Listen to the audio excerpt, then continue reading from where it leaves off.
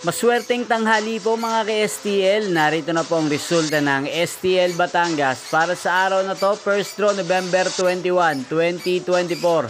Araw ng Huwebes. Naway ang mga natayaan niyo pong mga numero kanina ay manalo nawa ngayong tanghaling ito, 12 PM. Kaya kunin niyo na po yung mga tickets. Narito na po ang resulta. Ang mga numerong nanalo sa STL Batangas ngayong tanghaling ito, November 21, 2024, 12 PM, first draw result.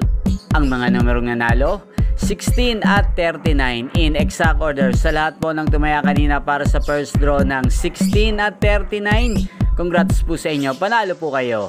Again, 16 at 39 in exact order. At shoutout po natin ngayong tanghaling ito sa STL Batangas si Ate Nena ng Batangas, shoutout po sa iyo. At Ate Cherry ng Batangas, shoutout po sa inyo.